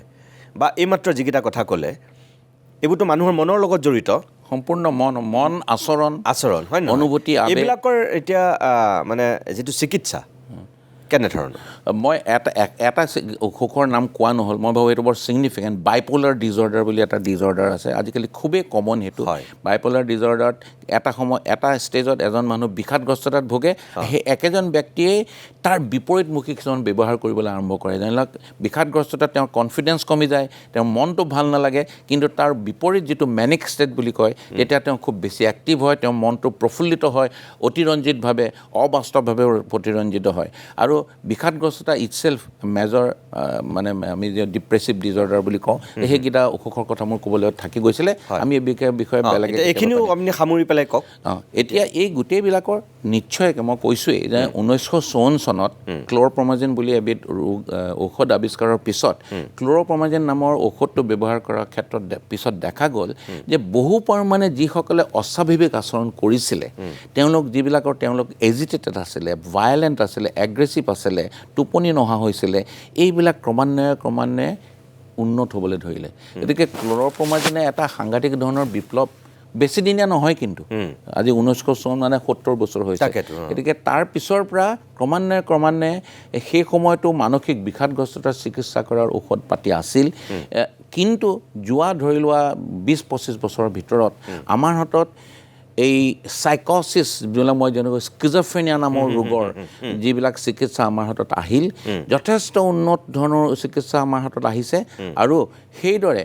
বিষাদগ্ৰস্ততাৰ চিকিৎসাৰ ক্ষেত্ৰত বা মই অলপ আগতে কোৱা বাইপ'লাৰ ডিজৰ্ডাৰৰ চিকিৎসাৰ ক্ষেত্ৰত বা পেনিক ডিজৰ্ডাৰ এনজাইটি ডিজৰ্ডাৰৰ চিকিৎসাৰ ক্ষেত্ৰতো আমাৰ হাতত এতিয়া ডেফিনেটলি বহু উন্নত চিকিৎসা পদ্ধতি আমাৰ হাতত আহিছে আৰু মই কোৱাৰ দৰে এইটো মোৰ কথা নহয় যে এই চিকিৎসাবিলাক আমি দি অন্ততঃ 90% এনেকুৱা ধৰণৰ ৰোগীক আমি মূল খুঁটিলৈ আকৌ আনিব পাৰোঁ তেওঁলোকে পুনৰ কাৰ্যক্ষম হ'ব পাৰে তেওঁলোকে পুনৰ নিজৰ পৰিয়ালৰ লগত নিজৰ স্বাভাৱিক জীৱন যাপন কৰিব পাৰে হয়তো 10% আমি ৰোগীক সেই যিটো প্ৰত্যাশিত যিখিনি আমি চিকিৎসাৰ হয়তো নিৰাময় কৰিব নোৱাৰিব পাৰোঁ কিন্তু সামগ্ৰিকভাৱে এতিয়া যথেষ্ট উন্নত চিকিৎসা আগৰ তুলনাত অন্ততঃ আজি 30-40 মই নিজৰ চিকিৎসা জীৱন আৰম্ভ 40 বছৰ যদি ধৰোঁ যোৱা 20 বছৰৰ ভিতৰত এই ঔষধৰ যিখিনি নতুন আমাৰ হাতত পৰিছেহি আমি ইয়াৰ দ্বাৰা আমি ডেফিনেটলি ৰোগীক আমি বহুতখিনি সকাহ দিব পাৰিছোঁ মই নিজেই কওঁ এটা সময়ত খুব বেছি ভায়লেণ্ট এগ্ৰেছিভ ৰোগী তেওঁলোকক চিকিৎসাৰ ক্ষেত্ৰত আমাক যিমান সময় লাগিছিল আমি হস্পিটেলত ভৰ্তি কৰাৰ কথা চিন্তা কৰিছিলোঁ আজি মই কিজানি ক'ভিডৰ পিছত মই এজনৰ ৰোগী মই ভৰ্তিয়ে কৰা নাই হস্পিটেলত মোৰ পৰা মই তেনেকৈ চিকিৎসা কৰিবলৈ দেখোন সক্ষম হৈছোঁ গতিকে এই কথা কথাখিনিয়ে এটা ইতিবাচক আৰু আশাব্যঞ্জক কথা মই জনসাধাৰণক জনাব বিচাৰিছোঁ। নিশ্চয় প্ৰিয় দৰ্শক, আপোনালোকে এটা কথা মন কৰিব যে আন ৰোগৰ দৰে এই মানসিক ৰোগৰো চিকিৎসা আছে, ঔষধ আছে, আৰু যিসকল তেনেকুৱা এখেতে যিবিলাক লক্ষণ ক'লে সেই লক্ষণ যাৰ গাত ফুটি উঠিছে বা কোনোবাই হয়তো এতিয়াও মানসিক চিকিৎসক এজনৰ ওচৰলৈ যাবলৈ লাজ পায়, বেয়া পায়, সংকোচ কৰে, কোনোবাই তেওঁক বেয়াকৈ ভাবিব, তেওঁলোকক কোনোবাই আধা পগলা হৈছে নেকি এনেকুৱাও ভাবিব বুলি বহুতে ভাবে, বা পগলা হোৱাৰ লক্ষণ নেকি তেনেকৈও বহুতে ভাবে। আচলতে সেইবিলাক ভ্ৰান্ত ধাৰণা। গতিকে এখেতে যিখিনি কথা কৈছে, সঠিক সময়ত যদি আপুনি এই চিকিৎসা গ্ৰহণ কৰিব পাৰে, ঔষধ যদি আপুনি সেৱন কৰিব পাৰে, তেতিয়াহ'লে কিন্তু আপুনি সেই ৰোগৰ পৰা নিশ্চিতভাৱে আপুনি মুক্ত হ'ব পাৰে। এতিয়া জয়ন্ত দাস ডাঙৰীয়া, ঔষধৰ বাহিৰেও আমি জানো যে আপোনালোকৰ এই চিকিৎসা ব্যৱস্থাটোত কাউন্সিলিঙৰ এটা সাংঘাতিক ভূমিকা আছে। কাউন্সিলিং এতিয়া সকলোৱে শুনি থকা শব্দ মানে কাউন্সিলিং, আৰু এইটোও আমি শুনো, আপোনাক একেলগে সুধি দিছোঁ যে আপোনালোকে এনেকুৱা মানুহবিলাকৰ মোটামুটি খুব টোপনি কম হয় বুলি কয়, বা তেওঁলোকে চিন্তাত থাকে কাৰণে তেওঁলোকৰ বোলে টোপনিয়ে নাহে, গতিকে তেওঁলোকে কেতিয়াবা শ্লিপিং টেবলেটৰ আশ্ৰয় ল'ব লগা হয়, বা আপোনালোকে হয়তো পৰামৰ্শ দিয়ে বা তেনেকৈ ঔষধত সেই টোপনি যোৱা ঔষধ কিছুমান দিয়ে। কিন্তু এটা সময়ত এনেকুৱাও বহুত মানুহ এডিক্টেড হৈ যায়গৈ, তেওঁলোকৰ এডিকশ্যন হয়। বহুখিনি কথা মিথ অৰ্থাৎ ভুল ধাৰণাৰ ভিত্তিৰ ওপৰত হৈছে। প্ৰথম কথা, মানসিক ৰোগৰ চিকিৎসা আমি 3টা পদ্ধতিৰে মূলত কৰা হয়। মই 1 নম্বৰ পদ্ধতিটো কৈছোঁ, যিটো শ্বক থেৰাপি বুলি আমি যিটো শুনো, ইলেক্ট্ৰকনভালচিভ থেৰাপি, ECT, ইলেক্ট্ৰকনভালচিভ থেৰাপি। এইটোৰ এটা সময়ততো খুবেই প্ৰযোজ্য আছিল, এতিয়াও কিন্তু ই কিছু কিছু ক্ষেত্ৰত প্ৰাসংগিক। বিশেষকৈ এটা ইমাৰ্জেঞ্চি চিকিৎসা বুলি কোৱা হয়, যেতিয়া এজন মানুহ খুব ষ্ট্ৰংলি ছুইচাইডেল হৈ থাকে, ঔষধে কাম নকৰা হৈছে, ষ্ট্ৰংলি ছুইচাইডেল আৰু ঔষধে কাম কৰা নাই, গতিকে এই ক্ষেত্ৰত ইলেক্ট্ৰকনভালচিভ থেৰাপি এতিয়াও খুব প্ৰাসংগিক। যদিও মই নিজে ব্যক্তিগতভাৱে ক্ৰমান্বয়ে আজি বহু বছৰ ধৰি এইটো ব্যৱহাৰ নকৰাকৈয়ে আমি চিকিৎসা প্ৰদান কৰি আছোঁ। দ্বিতীয় যিকেইটা আমি সাধাৰণতে ব্যৱহাৰ কৰোঁ চিকিৎসা, সেইটো কি কৰেনো ইলেক্ট্ৰকনভালচিভ থেৰাপিত। ইলেক্ট্ৰকনভালচিভ থেৰাপিত এটা আৰ্টিফিচিয়েল, আমি যিটো এপিলেপচি বুলি কওঁ, জানানে এপিলেপচি যিটো মিৰ্গী ৰোগ, সেইটো কৃত্ৰিমভাৱে মিৰ্গী ৰোগৰ সৃষ্টি কৰি ইলেক্ট্ৰিক শ্বক এটা ৰোগীজনক দিয়া যায়, আৰু ইয়াৰ পৰা ৰোগী ভাল হয়। খুব ভায়লেণ্ট ৰোগী, খুব এবনৰ্মেল ৰোগী, আৰু বিশেষকৈ মই ক'লোঁ ডিপ্ৰেশ্যনত যেতিয়া খুব আমি কওঁ ৰিফ্ৰেক্টেড ডিপ্ৰেশ্যন, বহু ঔষধ দিও ভাল কৰিব পৰা নাই, আৰু এটা টেণ্ডেঞ্চি থকা যিটো ক'লে মানে ষ্ট্ৰং ছুইচাইডেল টেণ্ডেঞ্চি, ঔষধে কাম কাৰণে আমি ঔষধৰ কাৰণে ৰ'ব নোৱাৰোঁ, মানে তেনেকুৱাকৈ। তথাপিও এইটো আমি মানুহ ৰখাইছেতো, নহয় আগতে ৰাখিছিলোঁ, কিন্তু এতিয়া ব্যৱহাৰ নকৰা হৈছোঁ। তাৰ কাৰণ বেলেগ কাৰণ আছে, যে ECT দিয়াৰ পদ্ধতিবিলাকৰ ক্ষেত্ৰত বহু ধৰণৰ ৰেষ্ট্ৰিকশ্যন আছে। এতিয়া আমি ECT দিবলৈ আমাক এটা খুব ভাল ইকুইপড ছেটআপ লাগে, এনাস্থেচিছ লাগে, আগতে দৰকাৰ হোৱা নাছিলে। আমি ছাত্ৰ অৱস্থাত থাকোঁতে বা কৰ্মজীৱনৰ আৰম্ভণিত আমাক এনাস্থেচিছ নোহোৱাকৈ আমি ডাইৰেক্টলি ECT দি দিছিলোঁ, কিন্তু এতিয়া এনাস্থেচিছ লাগিব। সেইকাৰণে ৰোগীৰ টকা পইচাৰ খৰচ ইত্যাদি বহুত ধৰণৰ অন্য প্ৰেক্টিকেল অসুবিধা কিছুমান আছে। 3টা বুলি কৈছে, মই সেইটো প্ৰথমতে কৈ ল'লোঁ, কিন্তু বাকীকেইটা হৈছে এটা ঔষধিক, যিটো ফিজিকেল হেৰি, যিটো আমি দৰৱ দি চিকিৎসা কৰোঁ, আৰু তৃতীয়টো হৈছে খুব চিম্পলি, মই কাউন্সেলিং শব্দটো ব্যৱহাৰ নকৰি চাইক'থেৰাপি বুলি কৈছোঁ। এনেই কাউন্সেলিং শব্দটো কমনলি ব্যৱহাৰ কৰা যায়। Counselling is a part of psychotherapy, চাইক'থেৰাপিৰ অংগ, আৰু চাইক'থেৰাপিটো এটা স্পেচিয়েলাইজ হেৰি। আমি এজন মানসিক ৰোগৰ চিকিৎসক হিচাপে আমি চাইক'থেৰাপিটো দি থাকোঁ যদিও খুব স্পেচিয়েলাইজ নিদিওঁ চাইক'থেৰাপিৰ কাৰণে, সেইকাৰণে ক্লিনিকেল চাইক'লজিষ্টৰ দৰকাৰ।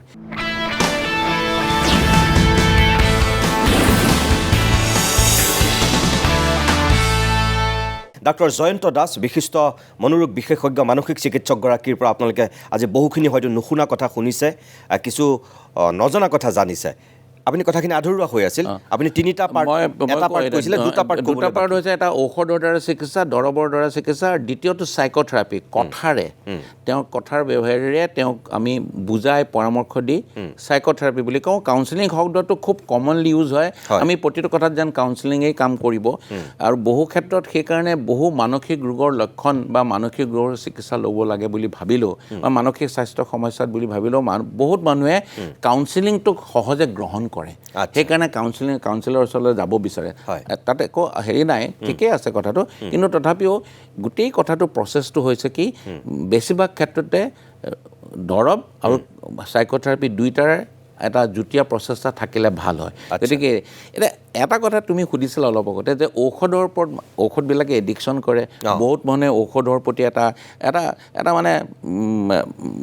হেৰি আছে, ৰিপালচিভ আছে যে ঔষধ নোখোৱাকৈ ভাল হ'ব পাৰি নেকি। আমাৰ তালৈ বহুত পেচেণ্ট আছে কয় যে মই কিন্তু ঔষধ নাখাওঁ, মই কিন্তু দৰৱ নাখাওঁ, আপুনি মোক কাউন্সেলিঙেৰে ভাল কৰক। কিন্তু ঔষধ ব্যৱহাৰৰ ক্ষেত্ৰত বা ঔষধ গ্ৰহণ কৰাৰ ক্ষেত্ৰত আচলতে কোনো দ্বিধাবোধ থাকিব নালাগে। কাৰণ এই ঔষধবিলাক যেনেকৈ ডায়েবেটিছৰ ঔষধ মানুহে টেষ্ট কৰি পেলাই দিছে গৱেষণাগাৰত, তাৰপিছতহে আহিছে, যেনেকৈ হাই ব্লাড প্ৰেছাৰৰ দৰৱ, তেনেকৈ এই মানসিক ৰোগৰ চিকিৎসাৰ ক্ষেত্ৰত স্কিজফ্ৰেনিয়া, ডিপ্ৰেশ্যন ইত্যাদিৰ ক্ষেত্ৰত যিবিলাক ঔষধ ব্যৱহাৰ হয় বা বাইপলাৰ ডিজৰ্ডাৰ বা অন্যান্য উদ্বেগজনিত, ইয়াত এইবিলাক গৱেষণাগাৰত বিভিন্ন গৱেষণা ৰিচাৰ্চৰ মাজেদি আহিহে বা বিভিন্ন ট্ৰায়েলৰ পদ্ধতিবিলাকত আহিহে। গতিকে কিন্তু এটা কথা কি, বেছিভাগ মানসিক ৰোগৰ ক্ষেত্ৰতে এই ঔষধবিলাক অলপ দীৰ্ঘদিনৰ বাবে প্ৰয়োগ কৰিব লগা হয়। এইটো নহয় যে এণ্টিবায়'টিক 5 দিন খালে মানুহৰ কাহ জ্বৰ ভাল হ'ল বা অন্যান্য ইনফেকশ্যন ভাল হ'ল। মানসিক ৰোগৰ ক্ষেত্ৰত ভাল পোৱাৰ পিছতো বেছিভাগ, কাৰণ মই আগৰ ক'লোঁ যে মানসিক ৰোগৰ এখন তালিকা আছে, গতিকে ৰোগ বিশেষে কিছুমান ৰোগৰ ক্ষেত্ৰত বা বেছিভাগ ৰোগৰ ক্ষেত্ৰতে হয়তো এই ঔষধবিলাক আমি দীৰ্ঘদিনলৈ আমি ব্যৱহাৰ কৰিব লাগে। সেইকাৰণে মই এটা শব্দ মোৰ ৰোগীক বুজিবৰ কাৰণে বা আমাৰ তালৈ অহা যিসকলে পৰামৰ্শ কৰিবলৈ মই কওঁ যে এই চিকিৎসাবিলাক কিন্তু অলপ দীঘলীয়া আৰু অলপ লিকটীয়া শব্দটো মই ব্যৱহাৰ কৰোঁ। মানে লিকটীয়া মই এইকাৰণে ব্যৱহাৰ কৰোঁ, মানে বহুতে ভাবে মই খালোঁ ভাল হ'লোঁ কিয় খাব লাগে। এই কথাটো মানুহক বুজোৱাটো খুবেই কঠিন। অৰ্থনৈতিক দিশৰ কাৰণে তেওঁলোকে দৰৱ বহুত দীঘলৈকে কিনিবলৈ বহুত অসুবিধা থাকে, সেইটো বেলেগ কথা। বা চিকিৎসকৰ পৰামৰ্শ মাজে মাজে লৈ থাকিব লাগিব, আহিবলৈ অসুবিধা, কাৰণ বেছিভাগ চাইকাইট্ৰিষ্ট বা মানসিক ৰোগৰ চিকিৎসক চহৰমুখী বা এনেকুৱা মহানগৰমুখী হৈছে। সেইবিলাক অসুবিধা, প্ৰেক্টিকেল অসুবিধা আছে বেলেগ। কিন্তু বহুত মানুহে এইটো কথা মানিবলৈ নোখোজে যে ভাল পালোঁ যেতিয়া কিয় খাব লাগে। কিন্তু বেছিভাগ মানসিক ৰোগৰ ক্ষেত্ৰতে ভাল পোৱাৰ পিছতো এটা বিশেষ সময়লৈ দীঘলীয়াকৈ এই ঔষধবিলাক ব্যৱহাৰ কৰি যাব লাগে। সেইকাৰণে মানুহৰ এই চিকিৎসাৰ ঔষধবিলাকৰ প্ৰতি এটা বৈৰাগ্য বা এটা বিৰাগ ভাৱ আছে বুলি মই ভাবোঁ, মোৰ ধাৰণা। আৰু এটা কথা যে বেছিভাগে হয় যে আপুনিতো কি দিছে, এইটো টোপনি দৰৱহে দিছে, তুমি যিটো সুধিলা যে টোপনি দৰৱ নহয়, ট্ৰেংকুলাইজাৰ বুলি শব্দটো এই ক্ষেত্ৰত ব্যৱহাৰ কৰিব একেবাৰে নোৱাৰি। কিছু ক্ষেত্ৰত ডেফিনেটলি আমি টোপনি নগ'লে নহ'ব, যেনেকৈ ভোক নালাগিলে নহ'ব, টোপনি যাব লাগিব। মানুহে টোপনিটো এটা সাংঘাতিক হেৰি, গতিকে তাৰ ক্ষেত্ৰত আমি তেনেকুৱা ধৰণৰ আমি ব্যৱহাৰ কৰিব লাগে ঔষধ। কিন্তু মূল যিটো বেমাৰ ধৰি লওক স্কিজফ্ৰেনিয়া বা ডিপ্ৰেশ্যন ইত্যাদি বা এনজাইটি বা ডিমেনচিয়াটো যিবিলাক ব্যৱহাৰ কৰা যায় ঔষধ, যিবিলাক ঔষধ ব্যৱহাৰ, সেই ঔষধবিলাক ডেফিনেটলি ব্যৱহাৰ কৰা, তাত মাজত দুই এটা আমি কেতিয়াবা ডেফিনেটলি টোপনি দৰৱ দিব লগা হয়। কিন্তু সেইটোৱে গোটেই চিকিৎসা পদ্ধতিৰ ওপৰত যিটো বদনাম, যিটো টোপনিৰ দৰৱ দি এডিকশ্যন কৰা গৈছে, সেইটো কিন্তু অলপ ভুল ধাৰণা। আচ্ছা, এই যে আপুনি ক'লে যে দৰৱে ঠিক কৰে, এতিয়া কথাটো হ'ল যে এই আপোনাৰ কথাৰ পৰাই মই কৈছোঁ গোটেইখিনি মানুহৰ ইম'শ্যনৰ লগত জড়িত, আৱেগ বা যিটো আমাৰ চিন্তা বা বোধক জ্ঞান, এইখিনিৰ লগত অনুভূতিৰ লগত জড়িত। গতিকে সেইখিনিক দৰৱে কেনেকৈ ঠিক কৰে? অকল সেইটো নহয়, চিন্তাধাৰা। কথাটো বৰ মই খুব নিজেও বৰ ইণ্টাৰেষ্ট পাওঁ এই কথাটোত। আৰু যেতিয়া মোৰ জীৱনৰ কেৰিয়াৰৰ আৰম্ভণিত যেতিয়া দেখিছিলোঁ কেনেকৈ দৰৱে ভাল কৰি দিছে, আচৰিত কথা। আমি সাধাৰণতে এতিয়া ধৰি লওক গেষ্ট্ৰিক হৈছে, গেষ্ট্ৰিক হ'লে আমি এণ্টাচিড খাওঁ, চিম্পল কথা এটা, এণ্টাচিড দমাই দিছে, তাৰমানে এচিডটো কমাই দিছে, চিম্পল সৰলভাৱে কৈছোঁ যে এচিডটো কমাই দিছে। ডায়েবেটিছত ইনচুলিন লৈছে বা ডায়েবেটিছৰ দৰৱ লৈছে, কি কৰিছে যে পেংক্ৰিয়াছটোক যিটো অৰ্গেন তাক ষ্টিমুলেট কৰি ইনচুলিন চিক্ৰেট কৰিব পৰা কেপাচিটিটো দিছে, তেনে নহয় জানো? ইনফেকশ্যনত কি কৰিছে, জাৰ্মটো মাৰি দিছে, কাহ হৈছে লাঙত ইনফেকশ্যনত ডাইৰেক্টলি মাৰি দিছে। আমাৰ অকণমান কথাবিলাক যেন চিধা চিধি। আটাইতকৈ ডাঙৰ কথা চিন্তা, তোমাৰ চিন্তাটো। মই এটা উদাহৰণ দিলোঁ যে ডিলিউজন এনেকুৱা এটা সমস্যা বহুত পেচেণ্টৰ আহে যে মোক কোনোবাই মাৰিব, মোক লৈ কোনোবাই ষড়যন্ত্ৰ কৰিছে, মোৰ ভয় লাগিছে, সেইটো কাৰণে মই ঘৰৰ ভিতৰত সোমাই আছোঁ, বিচনাৰ তলত লুকাই আছোঁ, মই বাহিৰলৈ নোলাওঁ, মই বাহিৰত গ'লে মই খুব সতৰ্কভাৱে চাই পৰোঁ। মোৰ এই বস্তুটো দৰৱে কেনেকৈ শেষ কৰি দিব, আমি সেইটো ভাবোঁ। কিন্তু সেইটোৱে আটাইতকৈ ইণ্টাৰেষ্টিং, ঔষধ দিয়াৰ লগে লগে গোটেই চিন্তাটো সলনি হৈ গৈছে। মোৰ যিটো পেথলজিকেল মানে এটা ফিক্স বিলিভ আছিলে বা বিশ্বাস আছিলে যে মোক অমুক মানুহজনে মাৰিবলৈ বা মোৰ ওচৰ চুবুৰীয়া মোক লৈ এটা ষড়যন্ত্ৰ কৰি আছে আৰু মোৰ বিষয়ে তেওঁলোকে আলোচনা কৰি থাকে নকৰে কিন্তু আৰু মই শুনি থাকোঁ তেওঁলোকে মোক গালি কিন্তু নকয় কিন্তু নুশুনে এইটো মানে হেৰিটোৱে হৈছে যে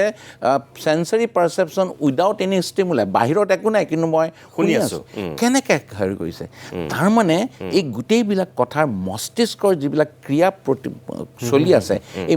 ঔষধবিলাকে গৈ মস্তিষ্কতে কাম কৰে আমাৰ অন্য হাৰ্টত কাম নকৰে সেইটো মস্তিষ্কতে কাম কৰে so' this is very interesting and it does work আৰু সেইকাৰণে এতিয়া আমি ইমান নতুন নতুন তথ্য আহিছে যে এইবিলাক খুব ইণ্টাৰেষ্টিং হৈ আছে আৰু অনাগত দিনত আমি সময় পালোঁ বহলকৈ আলোচনা আৰু এটা মই কওঁ মোৰ মনটো খুব দুখ লাগিছে কোনো কাৰণ নাই কিন্তু মই প্ৰফুল্লিত হ'ব পৰা নাই মই প্ৰফুল্লিত হ'ব পৰাৰ কাৰণে মোৰ কাম কৰিবলৈ মটিভেশ্যন নাই আজি ওলাই যাবলৈ মন যোৱা নাই বজাৰলৈ যাবলৈ মন নাই মোৰ ঘৰত পৰিবাৰে কৈ আছে ব'লা বজাৰলৈ যা মোৰ ভাল লগা নাই তাৰপিছত অলপকৈ মানে মনটো দুখ লাগি যেন কান্দি দিছোঁ দৰৱ এটা খাই দিছোঁ 15 দিনৰ পিছত মোৰ মনটো কোনো কাৰণ নোহোৱাকৈ বাহিৰৰ পৰিৱেশটো একে আছে কিন্তু মোৰ জীৱনৰ পৰিস্থিতি একে আছে মোৰ মনটো লাহে লাহে লাহে লাহে প্ৰফুল্লিত হৈ গৈছে কেনেকৈ অন্যটো মেজিক নহয় the medicine goes in the brain মগজুত গৈছে আৰু মগজুত কিছুমান বিশেষ নিউৰ' ট্ৰান্সমিটাৰ্ছ চেৰ'টনিন বুলি মই এটা উদাহৰণ দিছোঁ বিশেষ কিছুমান নিউৰ' ট্ৰান্সমিটাৰৰ কোৱান্টিটি আৰু কোৱালিটিৰ সালসলনি কৰি দিছে আৰু গতিকে this is interesting at works আমি কেতিয়াবা এই নিউৰ' ট্ৰান্সমিটাৰৰ বিষয়েও আলোচনা কৰিম একদম মই এতিয়া আজিৰ অনুষ্ঠানটোৰ শেষ প্ৰশ্নটো কৰিব লাগিব কেলৈ মোৰ সময় শেষ হৈছে যিহেতু আপোনাৰ এই কথাখিনি শুনাৰ পিছত যিকোনো মানুহে হয়তো ভাবিব আৰু ময়ো চাগে সেই তেনেকেই ভাবিছোঁ দেহ আৰু মন আমি পৃথক কৰি চাম কাৰণ আপুনি যিখিনি কথা ক'লে এইটোতো মন কিন্তু মনে ফিজিঅ'লজিকেলি কাম কৰিছে মগজুত গৈ মগজুৰ হেৰিত কাম কৰিছে it has got a physiology দেহ আৰু মন পৃথক নে আমি একে কৰি চাম নিতুমণি শইকীয়া কোন নিতুমণি শইকীয়া হাৰ্ট চব লৈ পেলাই আৰু নিতুমণি শইকীয়া ব্ৰেইন আৰু মন হয় গতিকে নিতুমণি শইকীয়া মনটো আমি বেলেগে চাব নোৱাৰোঁ it is one totality there is no' dichotomy between body and mind মন আৰু মানে শৰীৰৰ মাজত আমি মানুহ মানেই মই শৰীৰ আৰু মনৰ এটা সমষ্টি আৰু লগতে মোৰ সামাজিক কাৰক যিবিলাক আছে মই এটা ধৰি লওক এটা কথা কৈছোঁ মানুহে যে কয় এই মনটো ভাল নাই তেতিয়া কয় কিয় এই স্বাস্থ্যটো বেয়া অট'মেটিকলি আহি গ'ল স্বাস্থ্য বুলিলে গোটেই শৰীৰটোকে নুবুজালে জানো শৰীৰ মানে আকৌ কৈছোঁ স্বাস্থ্য মানে শৰীৰ আৰু মন গোটেইখিনি কিন্তু লৈ লৈছে it is a total physical mental and social wellbeing and not merely an absence of a disease ৰোগ নথকাটোৱে সুস্বাস্থ্যৰ মাপকাঠি নহয় সামগ্ৰিকভাৱে মোৰ মন শৰীৰ আৰু মোৰ সামাজিক বাতাবৰণ ভালে আছে কুশলে আছে তাৰমানে স্বাস্থ্য ভাল গতিকে শৰীৰ আৰু মন পৃথককৈ চাব নোৱাৰি কাৰণ মন বেয়া মানুহৰতো স্বাস্থ্য বেয়া কাৰণ মনৰ অসুখেও আমাৰ শৰীৰৰ ওপৰত বিভিন্ন শাৰীৰিক অসুখৰ ওপৰত প্ৰভাৱ পেলায় মই এই বিশদভাৱে ক'ম এজন মানুহৰ হাৰ্ট এটেক এবাৰ হৈ গ'লে তেওঁ যদি দ্বিতীয়বাৰ তাৰপিছতে তেওঁৰ মনত ডিপ্ৰেশ্যন হয় খুব কমন আৰু সেই ডিপ্ৰেশ্যন যদি বা হতাশগ্ৰস্তক যদি চিকিৎসা কৰা নাযায় দ্বিতীয় হাৰ্ট এটেকৰ পচিবিলিটি বহুত বেছি ঠিক তেনেকৈ হাই ব্লাড প্ৰেছাৰ ডায়েবেটিছ এইবিলাকৰ ক্ষেত্ৰতো মনৰ এটা ক্ৰিয়া আছে মনটো ভাল লাগি থাকিলে ষ্ট্ৰেছ কমি থাকিলে এইবিলাকো ভাল হৈ থাকে তেনেকৈ আমাৰ শৰীৰত যদি অন্য কিছুমান অসুখ হয় শাৰীৰিক অসুখ হয় সেই অসুখবিলাকো আমাৰ মনটোক হতাশ কৰি পেলাই এনজাইটি কৰি পেলাই গতিকে ইটোৰ ওপৰত সিটোৰ এটা ষ্ট্ৰ'ক আমি খুব কমনলি জানো আমি যে পেৰালাইচিছ হয়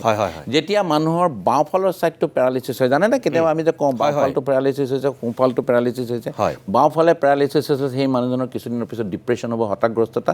ৱেৰেজ সোঁফালে যদি ষ্ট্ৰ'ক হৈ পেলাই পেৰালাইচিছ হয় তেতিয়া মেনিক হোৱাৰ সম্ভাৱনা বেছি মই যে এই বাইপলাৰ ডিজৰ্ডাৰ ক'লোঁ কৈছিলে দিন ৰাতি দুটা বেলেগ বেলেগ স্থিতি গতিকে ইটোৰ লগত সিটো সম্বন্ধ এটাই শৰীৰ মন মগজু হাৰ্ট একেটাই মগজুৱে আমাৰ হাৰ্টৰ ওপৰত প্ৰেমৰ হেৰি দিয়ে ধপধপনি বুকুখন হৃদপিণ্ড ভয় লাগিলেও হৃদপিণ্ড আমাৰ পালপিটেশ্যন হয় so' it are all interrelated through neurotransmitters is sends message to the different parts of the body একদম খুব সুন্দৰ লাগিল জয়ন্ত দাস ডাঙৰীয়া মই ভাবোঁ যে আজিৰ কথাখিনি মানুহৰ যথেষ্ট উপকাৰ হ'ব মোৰ দৃঢ় বিশ্বাস আপুনি ইমান সুন্দৰকৈ ব্যাখ্যা কৰিছে মই উপকাৰ হ'লে মই খুব সন্তোষ পাম একদম হয় আৰু মোৰ এটা মই কৈছোঁ আপোনাক আৰম্ভণি কৰোঁতেই কৈছিলোঁ যে 2025 চনত এটা বিশেষ লক্ষ্য আৰু উদ্দেশ্য লৈ আপোনাক মই প্ৰত্যেক মাহত এটা দিনৰ কাৰণে অতিথি কৰিম বুলি কৈছোঁ আৰু সেইটো মোৰ কোনো তাত স্বাৰ্থ নাই সেইটো আমাৰ দৰ্শকৰ স্বাৰ্থতহে মই কৰিছোঁ যে এইখিনি সময়ত মানুহক আচলতে ক'ৰবাত অলপ মানসিক তৃপ্তি যদি আমি দিব পাৰোঁ হয়নে? এইটো এটা মানসিক খাদ্য দিছে আপুনি। সেইকাৰণে মই তোমাক ধন্যবাদ জনাইছোঁ যে তুমি মোক এইখিনি মানুহৰ মাজলৈ লৈ যোৱাত সুযোগ দিছা আৰু মই এটা প্লেটফৰ্ম পাইছোঁ যে মই এইখিনিৰ যোগেদি আমি যিটো মই আপোনাক ক'লোঁ যে এতিয়া ধৰক গ্ৰাম্যাঞ্চলত মেডিচিনৰ ডক্টৰ এজন আছে, অৰ্থপেডিক্স এজন আছে, কিন্তু গ্ৰাম্যাঞ্চলত আপোনাৰ এজন মানসিক চিকিৎসক কিন্তু পাবলৈ অলপ এতিয়াও টান। এতিয়াও মানুহৰ মাজত সেই পৰ্যায়টো হোৱাগৈ নাই। মানুহ ভুগি আছে, কিন্তু বেলেগ ধৰণে ৰোগ মানে তেওঁ বেজালি কৰিছে, কিবা পানী জাৰি খাইছে, কোনোবা যাদু মন্ত্ৰ কৰিছে, কিবা কিবি ঢেৰ কৰিছে মনটো বেয়া কাৰণে, কিন্তু এজন চিকিৎসকৰ কাষলৈ এতিয়াও যাবলৈ দূৰ। আৰু সেই মানুহখিনিক মই সন্মুখত ৰাখি আপোনাক অতিথি কৰিছোঁ। ধন্যবাদ। গতিকে আমি আকৌ অহা মাহত লগ পাম। ধন্যবাদ। আমি এটা নতুন কথা পাতিম, আৰু মই ভাবোঁ যে সেইদিনাখনো মানুহে আপোনাৰ মুখেৰে কেতিয়াও নজনা নুশুনা বহুখিনি কথা শুনিব আৰু জানিব। ধন্যবাদ। প্ৰিয় দৰ্শক, পুনৰ কৈছোঁ যে